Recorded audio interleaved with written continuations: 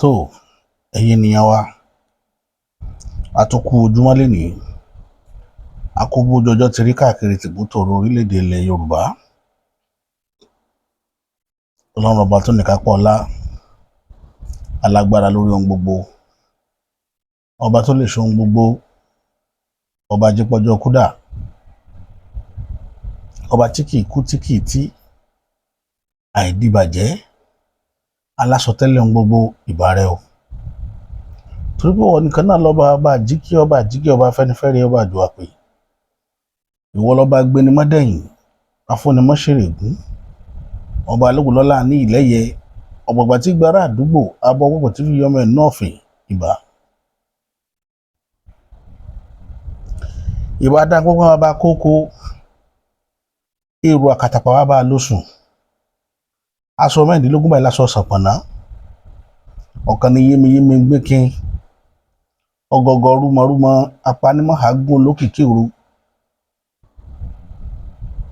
Ìbà lọ́wọ́ yín àti dìímùjẹ èèyàn, ẹ̀yin la jẹrun òró àjẹdò èèyàn mọ́bì. Ìbà o. Ẹ̀jọ̀ ojú wa ṣe, ẹ má jà rí kò sí déédéé ńlẹ̀ Yorùbá, ẹ má jà arógun pẹ́ǹtùká, ẹ má jà arógun èdè àìyedè. Láàlú ògiri òkò ó dọwọ́ rẹ, òfẹ́ bàtàkù jó bàǹbàmù. Ẹlẹ́kùn sunkún láàárọ̀ yìí ṣẹ̀jẹ̀, onímọ̀ ìsúnmí láàárọ̀ yìí ń sòfò ẹ̀bọ̀ arájẹ́ látọ̀ pa. Ìsúnmọ́ ṣe mí, má ṣe lẹ̀ Yorùbá, ọ̀tá lẹ̀ Yorùbá àtọ̀tá tìbí ni wọ́n bá wa ṣe. Gbogbo àwọn olólùfẹ́ mi pátápátá, ọ̀tá wọn ni kí wọ́n láàlú bá ń dojúkọ. Má jẹ́ kí wọ́n ráyè lò pẹ̀lú rọrùn. Gbogbo ọ̀tá wọn ò ní ráyè lò pẹ̀lú rọrùn, gbogbo ọ̀tá tèmi náà ò ní ráyè lò pẹ̀lú rọrùn. Ọ̀tá ilẹ̀ Yorùbá náà ò ní ráyè lò pẹ̀lú rọrùn. Yóò ti rí nu, torí wọ́n ní àṣẹ pé mọ̀nàmọ́ná ní ń bẹ lẹ́nu mọ̀nàmọ́ná. Ìyànà tó ká bá fẹnu sọ báyìí nu ọ̀ká ní òkú sí. Akérèdọ́pọ̀ kan ò ní tàgbò láyé kó mọ́ kànlẹ̀ pa. Gbogbo níta bá sọ lónìí, àrò ó máa rọ̀ mọ́ ni. Bẹ́ẹ̀ ni ó rí àbàwọ́n èṣù tó.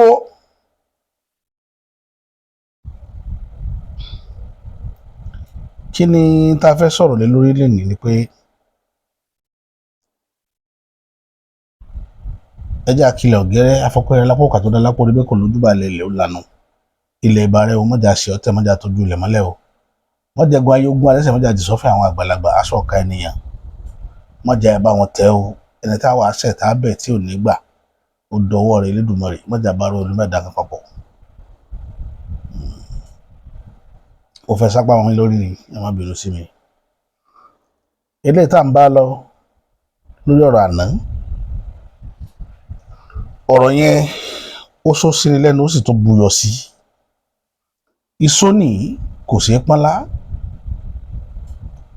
iyọ̀ ní kò ṣeé gbémì, kò ṣeé tú dànù.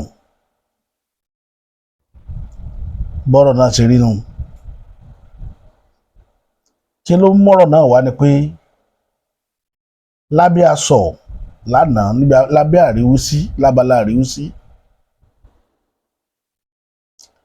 àwọn èèyàn a sì tún ráwọn èèyàn tí ń dìfẹ́ǹdì ìjọba bàbá Bọ́lá Ahmed Tinubu.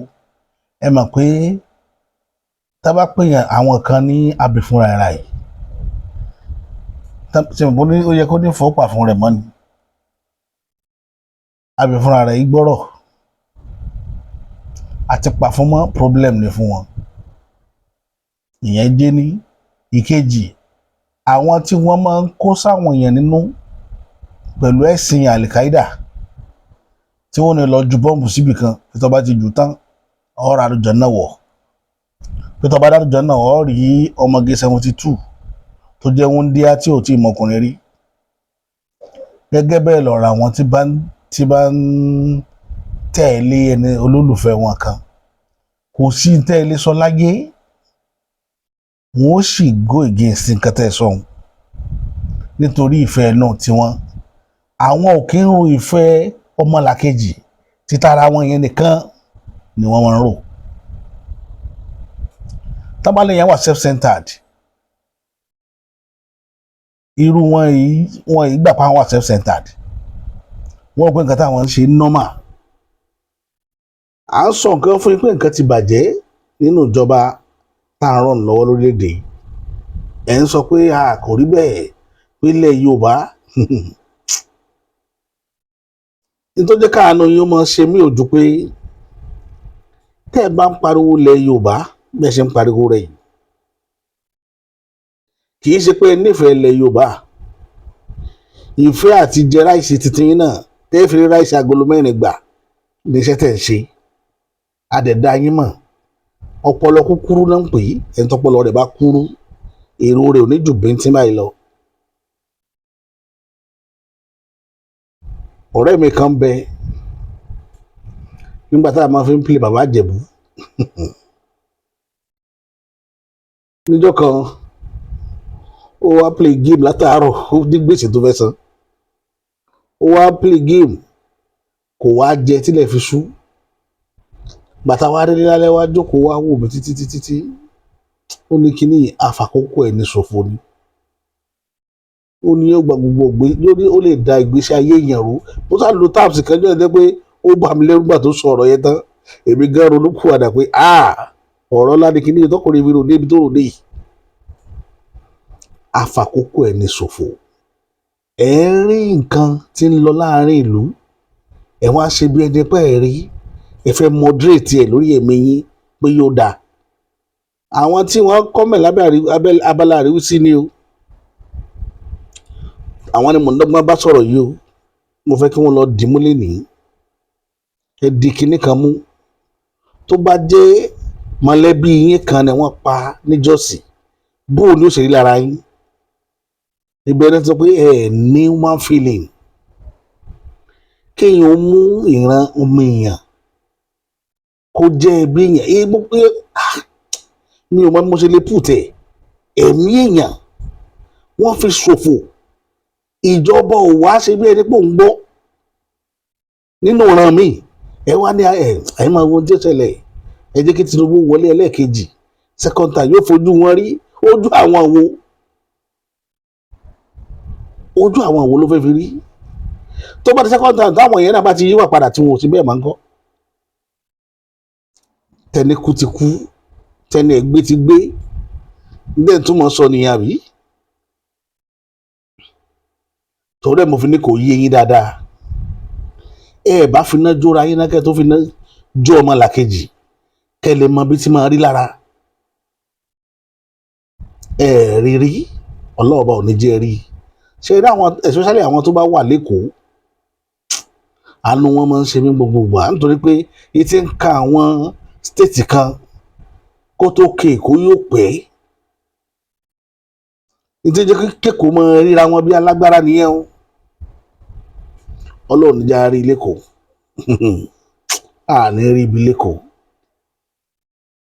ọlọ́run níjà rí ibi lẹ́kọ̀ọ́ mo tún ṣàdúrà lẹ́ẹ̀kan sí ẹ̀yin ẹ bá mi ṣàmì ẹ̀ àní rí ibi lẹ́kọ̀ọ́ tí mi bá wo èkó tèkó le nítorí pé gbogbo ẹ̀ fún papọ̀ mọ́ra wọn ó máa worst àwọn ìlú tó wà scanty ní gbogbo kíníwọ̀n tí ń ṣẹlẹ̀ o tẹ́mi ń sọnù báyẹn o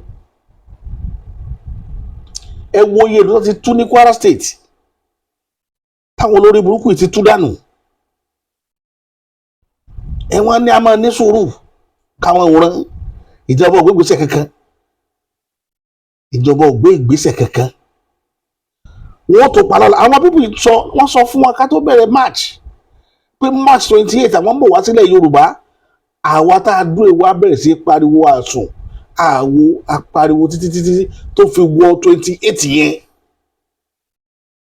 ìbẹ̀rù máa ń mú àwọn ará abẹ́ láti àtàkì ilẹ̀ Yorùbá nítorí pé wọ́n rí i pé always la máa ń prepare wọn àmọ́ ibi tó lè yọrí sí torí ilẹ̀ Yorùbá ojú àfọ̀fọ́ tá la máa ṣe tá bá pààyàn ní South West ń bí tí Fúlàní bá fi lè wọlé bóyá wọlé sí ìpínlẹ̀ Ọ̀ṣun irú èmi yóò lọlé nígbà tó bá gbé Fúlàní wọ ìpínlẹ̀ Ọ̀ṣun wọn wá àtàkì Òṣogbo àbá àtàkì bí Ìkìrun irú Ìkìrun wá lẹ́kọ̀ọ́ máa délé ṣùgbọ́n sì mi ò lè mọ̀ káwọn èèyàn mi mọ̀ kú ṣùgbọ́n òfin tí wà ń bẹ̀ ni pé gbogbo Fúlàní ti máa ń bẹ nínú igbó tí ń bẹ ń pè lọ Sudan tí Sọ́tà Sókótó bá wọ sọ Ìlọ̀ṣun wá ó dáràn mo fi sọ pé ojú àfọ̀nfọ̀ tán ni ṣe ti rí yàtọ̀ tó wà ń bẹ̀ yàtọ̀ tó wà ń bẹ̀ nìyẹn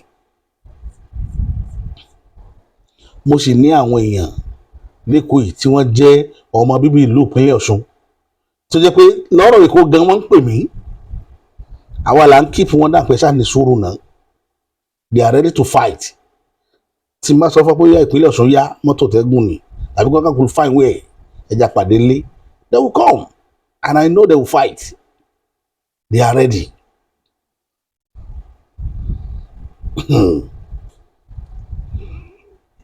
ẹ̀yin wá ń dúró de wọ́n pààyà rẹ̀ ọ̀hún wá ń dájọ́ sí ìtumọ̀ tẹ́lẹ̀ tí màá mi sọ̀rọ̀ lọ́bẹ̀ abẹ́lẹ̀ àríwísí ni mo ń sọ yẹn o ìyá rẹ̀ wọ́n ti ọ̀bẹ bọ̀ lójú wọn lójú rẹ̀ wọ́n sì dú lọ́rùn ọ̀hún wá ń dájọ́ síjọ́ kú títí ẹ̀ yìí ẹ má wọrí nígbà tó bá dọdún tí ń bọ̀ tí Bọ́lá Tinubu bá wọlé yóò gbìjà mi Ọlọ́run nàìjíríà àríwá láàlẹ́ Yorùbá ẹ̀kọ́ ni ẹ lọ́kọ́ torí ẹ̀yin tẹ́ ń fi òyìnbó dá mi lóhùn lábẹ́ àríwísí tí n bá sọ èdè Yorùbá à ń pírẹsẹ̀ntì lédè Yorùbá ẹ fẹ́ bá mi sọ̀rọ̀ ẹ wà máa sọ lédè òyìnbó ojú máa ń gbà mí ti fún yín púpọ̀ pé n tà sọ ẹ kò yí ọ̀pọ̀lọpọ̀ ìwọ tó ń wọ programu Yorùbá tó wà ń fi èdè òyìnbó tẹ ẹ sẹ́ni pé nǹkan ti bàjẹ́ ni nǹkan ti bá ìran Yorùbá gidi gan n tó bá ìran Yorùbá pọ̀ o kéèyàn mọ́ lè sọ Yorùbá ṣẹ́jú márùn-ún ẹgbọ́n tán sọ bọ́ ẹ̀ lé dá padà ẹlòmí tó bá ti wọ́n òyìnbó ti bẹ̀rẹ̀ òyìnbó tí ò gbé wa kó lóko ẹrú dè níta wà ń bẹ̀ àbọ̀ lóko ẹrú a ṣe ṣiṣẹ́ sí British púpọ̀ nínú wa lọ ṣàtìpó nílùú òyìnbó bí oko ẹrú ni because ibi tẹ́ ẹ lọ tẹ́ ẹ rówó ṣùgbọ́n ẹ ráwọn èèyàn yín màmá àti bàbá wà níbòmíì ẹlòmíì ọmọ tó bí ibòmíì ló wà tìyàwó rẹ̀ ó sì wà lóyìnbó ayé ti rọ̀ lọ́rùn bọ̀ lókè máa sẹ́ndì owó sí wọn ni kò ráwọn èèyàn ẹ̀ báwo ṣé pé ẹrú kọ́ nìyẹn ni ẹni tí ń gbádùn ayé ẹni táyé rọ̀ lọ́rùn láyé ni gbogbo tó ní irú àwọn bàbá Adélékè yẹn báyé náà pè ní ìgbé ayé ìrọ̀rùn nu ibi tó wà làwọn ọmọ rẹ̀ wà tó ti ń sọlá òun náà ń sọlá gbogbo wọn gbádùn ayé wọn wọn ríra wọn tá bá fẹ́ ríra wọn náà ṣẹ́jú márùn-ún ó ní tí wọ́n ṣe wọ́n ríra wọn bọ̀ ìwọ tọ́dún ò bá kọdún ọ̀ ní fojú kan òbí tó bí ọ tọ́dún ò bá kọdún ọ̀ ní fojú kan ya ẹlòmíì kò tẹ̀ tí ní opportunity àti fojú kan yẹ tó ti kó lórílẹ̀‐èdè yìí àwọn àtúmọ̀ sọ̀rọ̀ bí nǹkan ṣe rí àwọn nǹkan tó ń mú kùdìẹ̀kùdìẹ̀ yẹn wá ẹ̀ wà tó mọ̀ sọ pé ká máa manage ẹ̀ lọ níjọ́ wo ètò tèmi mi fẹ́ kó gbójú púpọ̀ ẹ jẹ́ kí n mú reaction àwọn èèyàn wá ìgbàgbọ́ táwọn ẹ̀yà yòókù ní Nàìjíríà sí wa ti Yorùbá ni pé Yorùbá wà self-centered dẹ̀ rí bẹ́ẹ̀ láti lẹ̀ tó bá jẹ́ pé a rí bẹ́ẹ̀ ni èmi lè fọwọ́ rẹ̀ sọ̀yà Yorùbá wà self-centered torí ẹ̀ ló jẹ́ ká máa fèsì bàbá Bọ́lá Ahmed Tinubu bàbá Bọ́lá Ahmed Tinubu ní olódodo pẹ̀lú ìran rẹ̀ wọn ò lódodo gbogbo onídàásílẹ̀ Yorùbá ò lódodo mọ aburú tó ti ṣẹlẹ̀ Yorùbá ni tẹ́ni ká máa dóde kí Bọ́lá Ahmed Tinubu wọlé ní next year nígbà tó bá wá wọlé tán yóò ṣẹ̀ṣẹ̀ wá gbìjà Yorùbá irú àṣewò nìyẹn gbàtàpá Bọ́lá Ìgè ta ló wà gọ́ọ̀mẹ̀ntì Ọbásanjọ́ ọdún kìíní ẹ̀ ni wọ́n pa Bọ́lá Ìgè ó wà káwá sọ pé torí pé kò fẹ́ kí kó lè bá wọlé ọdún kejì ní òjò jà gbàtó wọlé ọdún kejì só béèrè kó tó pa Bọ́lá Ìgè dòní tó kúrò gọ́ọ̀mẹ̀ntì níjọba Bọ́lá Tinubu ti débẹ̀ tó ti ń lọ ọdún kẹta lọ só béèrè kú Bọ́lá Ìgè sáwọn tẹni ká máa dúró dénú pé wọ́n ń bọ̀ wá san wálẹ̀ san rí gbogbo yín sí àní nǹkan kan jẹ́nu ọpọlọ yín aburú kan bẹ tí ń bá ọpọlọ yín wọ̀yá àjà kò jíkẹ́lẹ́ ríro kò jíkẹ́lẹ́ rí lò ìran yín ṣòfò inú yín wá ń dẹ̀ wá ń dájọ́ sí irú ìgbésí ayé wo lẹ wá náà èmi lèyìn máa advice èmi tí pé mo mọ̀ọ́mọ̀ gbé ìkànnì ìkàlẹ̀ nítorí ìran mi ni mo gbé platform ìkàlẹ̀ nítorí ìran Yorùbá ni àti ọjọ́ ọ̀la àwọn ọmọ wa ló jẹ́ kí n gbé kalẹ̀ mi ò gbé kalẹ̀ nítorí òṣèlú o mi ò dẹ̀ gbé kalẹ̀ nítorí pé kí bàbá Bọ́lá Ahmed Tinubu bàbí kó kẹ́nìkan wá rí mi. I don't talk to politician. I'm a politician. I don't talk to them. Ìwọ tó o bá ti ní nǹkan kan tó o fẹ́ fi san aráàlú èmi àti ẹ ò lè ṣọ̀rẹ́ tó o bá ti lóore. Ẹnìkan tí mo fẹ́ lo platform mi yìí fún òun ni Yayi kì í ṣe tó ní kó lè bá fún mi lówó mi ò rí rí o kò sí tó kàn mí pẹ̀lú tiẹ̀ but màá support Yayi tọ́lọ́run bá fi lè ní kí o jáwé olúborí ní primary ó nídìí tí màá fi support ẹ̀ èmi máa fẹ́ kún èèyàn tí mo bá rí i pé kì í fẹ́ káwọn èèyàn rẹ̀ ó rí nira wọn fẹ́ kún wọn lápá títí mi nìyẹn bí mi ṣe rí nu tọ́lọ́run bá fi lè ní kán fún Yayi tíkẹ́ẹ̀tì ẹ gbàgbé màá dúró tì lórí kan nìyí títí mi nu ṣe pé kì í ṣe mi ò sọ pé APC ò dá PDP ò dá kò sí nǹkan tó kàn mí pẹ̀lú ẹ̀ tó níjọ́ tá a ti ń bá bọ̀ lórílẹ̀‐èdè yìí ẹ wo ọmọ kékeré tó sọ̀rọ̀ nínú fídíò tí mo ṣe lánàá 60 president they think the same way ṣé bẹ́ẹ̀ ni wọ́n ti wá ń jókòó di ẹnìkan pé ń bọ̀ ní next year yóò ṣe dáadáa fún ta ni ẹ máa tanra yín lójoojúmọ́ à ń sọ fún yín ṣẹlẹ̀ ń tàn ọ́ ìwọ́n wá ń tan kándù bí wọ́n sọ ọ̀rẹ́ mi kan ẹ wo fídíò tó fẹ́ mú wọlé ìkẹ́gbọ́n nǹkan tó àwọn ọmọ Yíbò yẹn sọ wọ́n bìlífù wípé Yorùbá hypocrite ni wá pé a jẹ́ ẹ̀dá tó ta ní ìwà gàbàgebè Yíbò dá o àwọn Fúlàní òsì wọn ò sunwọ̀n àti mọ́là ṣùgbọ́n Yorùbá tó jẹ́ olórí wọn àwa là ń ṣàkóso orílẹ̀-èdè yìí kí orílẹ̀-èdè mọ́ bá tú Yorùbá ni òjò tú àṣírí bẹ̀lẹ̀ ń gbọ́ lẹ́nu mi lé ní. Nígbà tí Awólọ́wọ̀ tó ṣe election 79 ṣé kò ná Ṣàgàrí ni àwọn Akíjídé sí wọn ò bá Ṣàgàrí ṣiṣẹ́ àwọn Dr. Kòsámọ́tù ní kírun ṣé wọn ò bá Ṣàgàrí ṣiṣẹ́ gbogbo wọn náà jẹ́ ẹnuṣẹ́ NPN náà.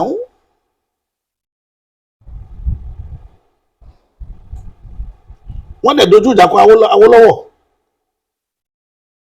kí lè rí fi wọ́n ṣe ṣé pátá fi rọ́dọ́ kí gbogbo yín ẹ ti gbàgbé gbogbo wàhálà yìí gbogbo ṣẹ́tà Awólọ́wọ̀ wá ṣe kalẹ̀ fún yín òun lẹ̀ ń rí dọ̀la ẹ sọ sẹ́mi Sákíjídé ṣe dáadáa fúnlẹ̀ Yorùbá ni àbí Dr. Kòsámọ́tò sọ pé nǹkan báyìí nígbà tí mo wá jà fún Ṣàgàrí èrè tí mo wá rí bẹ̀rẹ̀ fúnlẹ̀ Yorùbá ẹni wọ́n tọ́ka sí kó sí àdèmọ sọ nǹkan yìí náà lè fira yín sínú ipò yẹn ẹ àwọn sọ fún wa pé ọmọ ẹni oníṣèdí bẹ̀bẹ̀rẹ̀ ìdí bẹ̀bẹ̀rẹ̀ wo ìdí bẹ̀rẹ̀ tá a fún ní opportunity àkọ́kọ́ tí ò ṣe kankan tá a fi pa ọba méjì sọba méjì tó pa lẹ́kìtì wọn ṣe Yorùbá ọba tó pa lóńdó láìpẹ́ kì í ṣe Yorùbá Ọ̀jájú ni tí wọ́n gbé táwọn Fúlàní gbé tí kì í ṣe Yorùbá àní nǹkan kan jẹ́ nínú ọpọlọ yín tẹ́ mọ̀ problem ń bẹ nínú ọpọlọ yín ẹ ní láti lọ psychiatric kẹ lọ tọ́jú ẹ̀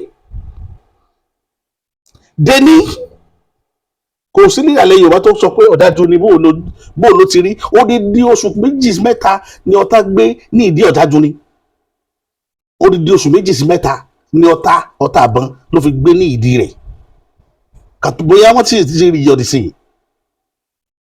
i ẹ̀ wá sọ fún wa pé ká máa dúró di next year nígbà tí Tinubu bá wọlé tán yóò ṣẹ̀ṣẹ̀ wá fojú Fúlàní rí kíni aláṣẹ àṣẹ dúdú.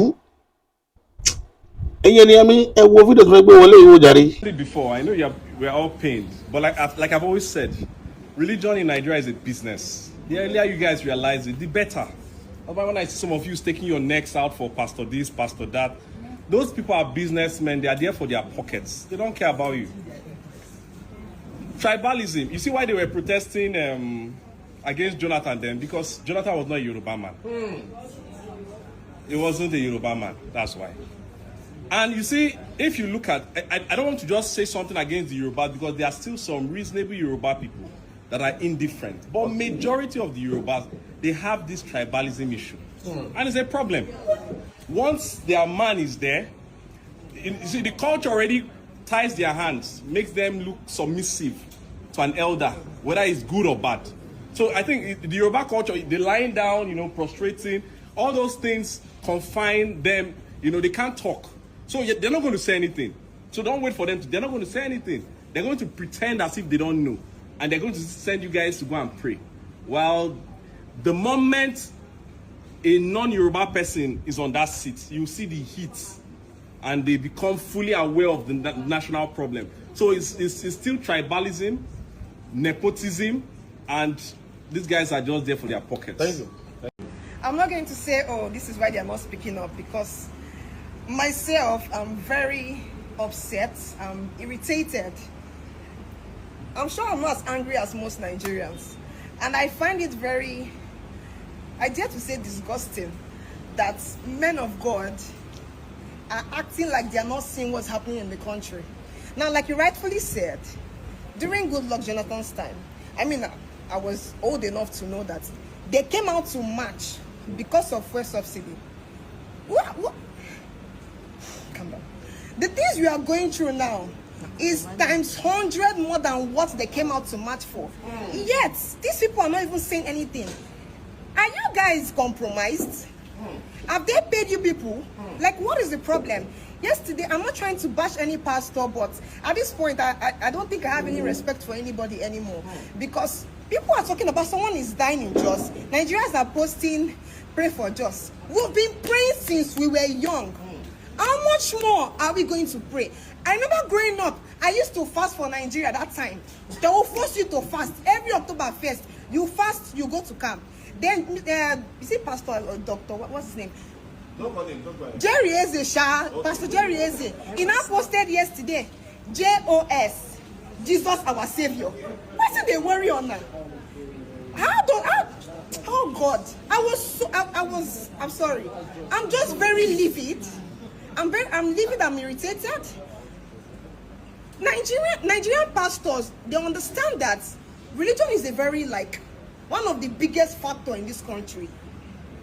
People might not listen to celebrities or whatever, but they would listen to their men of God. People go to church every Sunday, every midday to worship a God that we don't even see. But we have hope that there's this God we are praying for. Yet, none of our leaders, in quotes, our pastors are going out. If our pastors should go out, go to the front. All of us go follow her for back. We'll come out in our numbers. Even the old women, our mothers, our fathers, they believe in this man of God more than any other person. You guys should go out there. We will join you guys. Maybe the Holy Spirit you have in your body will even block all the bullets if they are shooting at us. Thank you. So come out. And one more thing. Not just the pastors, even the imams, the ministers, like the likes of Mr. Dunsi, Lawrence, all of them. Come out in your numbers and say no is no. Stop praying in church alone. Come out. It's time for action. Thank you. ṣẹgbọn táwọn ọmọ Ìgbò yẹn sọ ń bẹ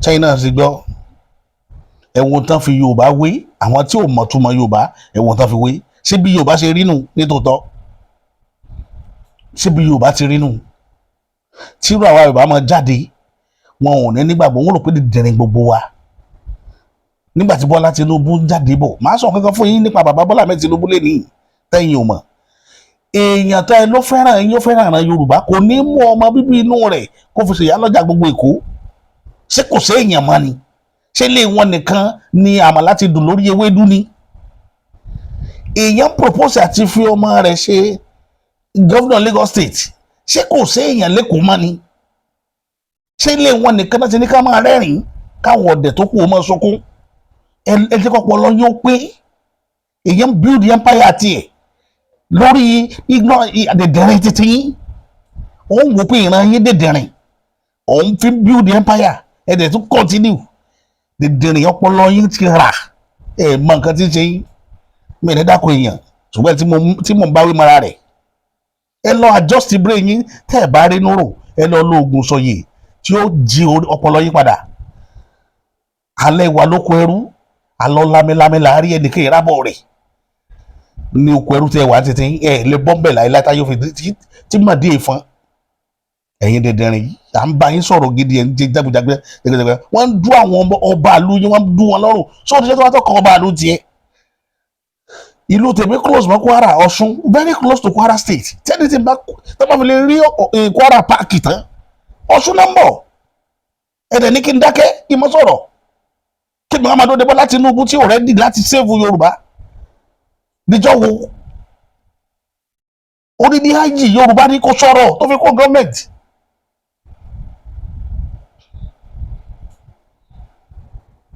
ó sọ̀rọ̀ ẹ wá lé kí mi dákẹ́ bàbá Bọ́lá mi Tinubu ò jẹ́ sọ fún mi pé kí n dákẹ́ kí n sì dákẹ́ toró mọ̀ pé tọ́ mi mò ń jà fún ṣé aṣọ mi mo lè gọ̀gọ̀gọ̀gọ̀ káṣọ mi ó kọ́ gíkí má lè fàyọ kò possible now ìyẹn lè gọ̀gọ̀gọ̀gọ̀ kán máa nà yàn kí ìwọ́n máa nà mí mọ́ adẹ́sọ̀ kẹ́ẹ́dẹ́ máa yí lọ́gbọ̀n mi ọmọ ẹni oníṣẹ́ ìdí bẹ̀bẹ̀rẹ̀ wo ìdí òfò wo ní bẹ̀bẹ̀rẹ̀ ilẹ̀kẹ̀ wèrè wo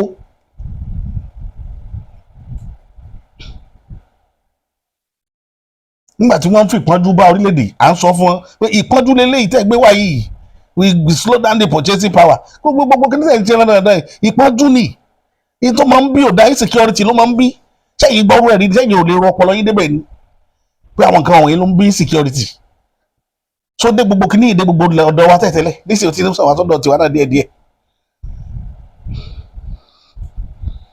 Fúlàní tẹ́bà ń bọ́ fẹ́ jà àwọn tó lágbára kó èkó ní tiwa jà wọ́n lágbára ń bẹ̀ gan kò sí tí wọ́n lè fèsì ó dìgbà táwọn arékò bá ti rí irú wàhálà yẹn lẹ́ẹ̀kan bóyá ara wọn ajẹ́balẹ̀ èkó ní ẹ lọ ẹ má dùn pínlẹ̀ Ọ̀ṣun ará pínlẹ̀ Ọ̀ṣun òde jà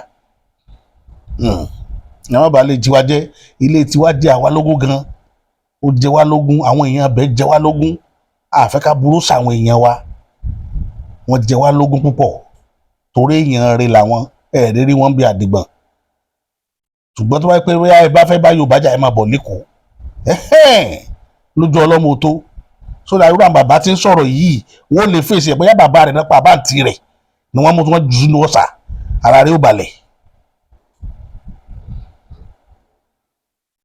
ẹ tó wo fídíò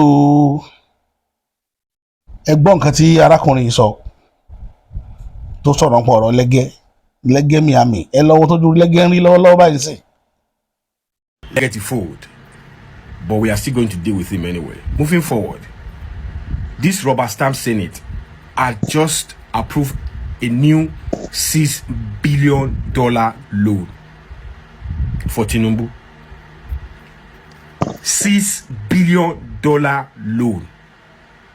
Despite the taxes, the subsidy removal, they are still collecting loan to do what? Usually, such loan takes months, weeks to approve. But this rubber stamp Senate, Akpabio, had just approved it in less than 6 hours. Nigerians, we need to act fast. These people will kill us. Yet, you see the influencers coming out, wearing agbada, campaigning for this failed government. And you expect us Nigerians to be looking right on a mind no go touch ground. Any influencer campaigning for this government, you shall not know peace. All that money that you are collecting, you shall use it to nurture illness, sickness, by the grace of Almighty Allah. Now so it go be. Ọkàn yóò wà ní balẹ̀ gbogbo ẹ̀ pátápátá. Ní rí bá ti ṣe ọ̀nà ní gbégbá ní rọrùn gbégbá o. Owó yẹn ò ní mọ yín lọ́wọ́ kò ní fi ṣe nǹkan dáadáa. Anyone involved and campaigning for this failed government, may you never know peace. $6 billion loan again, Nigerians. Ask the question, the subsidy, the initial loans, the taxes, skin of share, campaign 2027 today. If you're between 30 and ilé ìjà wọn pé $6 billion $6 billion náà tún sáà ìfúnná bá lálẹ́ ìjẹta lálẹ́ ànádẹ́ ni $6 billion làwọn house tó approve fún láàrin 6 hours wọ́n gba approval ẹ wá gbọ́ kinní kan tó dùn mí ni pé mi fẹ́ kí fídíò gùn bọ̀ yóò gùn senator kan tó jẹ́ northern senator ó wá dìde ní house ẹ wá wo bí ṣe ń fara ya senator ẹ wo nǹkan tí fi attribute government in Nigeria ẹ̀yin náà gbọ́. We are saying is state police, community police, they are not the solution to our problems. Let us be honest to ourselves. It is failure of leadership. The president is the solution to this problem. It is time for the president to act now. The country is going down. If you look at the social media everywhere, drums of war, civil war is gradually moving. You see Muslim clerics, Christian clerics preaching hatred. You see people talking about tribes anyhow. Garbage in, garbage out. If you put an incompetent person to head a place, it will not bring good result. So why are we giving people if we know there is no good result there? So, Mr. President, is it the dividend of democracy that we are talking about? Killings every day? What kind of a country is it? What is the value of human life in Nigeria? What is the value? We should ask ourselves. Killings are taking place everywhere. We don't care. It is the primary responsibility of government protection of life and property. The APC convention, the police mobilizing 5,000 people in the place that is no more than 5 hectares. They are deploying helicopter. Throughout the killings in Plateau, did they deploy any helicopter? Did they deploy 5,000 policemen? How many policemen? How many hours did it take? When we come here, we talk. They say we are against government. What is against the government? If government is not doing the right thing, we will continue to talk. It is time for the president to act. He should sack the people that are not competent. He has said it so many times. There are some people that are not competent. Today, a lot of injustice taking place in Nigeria, and we are keeping quiet. We must address this insecurity. If we don't address it, we'll wake up one day and we'll see civil war, or we'll see everywhere is blocked and people are being killed. We can continue to come here and be reading motions, passing resolution, 1 minute prayer, take emergency. These are the things that we've been doing for more than 2 years. What is the solution? The solution is on the table of the president, and it is time for him to act. Anybody can be a victim of what is happening. That is my route. I always go to Bauchi through that road, and I don't even carry much security men, so anybody can fall victim of what is happening. Mr. President, the amount of energy, the amount of resources our security agencies are deploying on politicians is enough to solve some of this problem. The kind of resources, the kind of people they are putting on politicians is enough to solve this problem. If it was political rally or what they say, you will have seen so many people there. We have seen helicopter, or you have seen policemen there. Some people that are not competent surrounded the president, and they are giving him wrong advice. Wrong. Some people that don't even mix with people. Some people that are cooled down somewhere in the small place.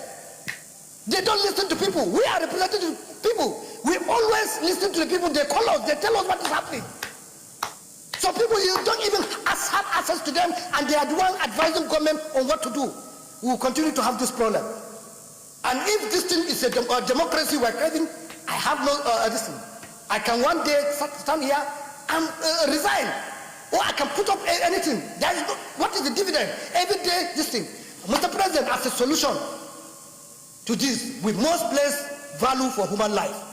Even if it is 30 million, even if it is Muhammad, so that once they kill somebody, the government has to pay that money. Maybe if they look at the amount of money they are going to be paying every day, I think it will make the government to sit up. In Zamfara, just yesterday, about 40 people, this thing. If you charge the government to be paying 50 million for each soul, I think the government will wake up. We can't continue. Our people are being killed every day. They are being buried like garbage. You look at the people in the hospital, they are there, left on their own.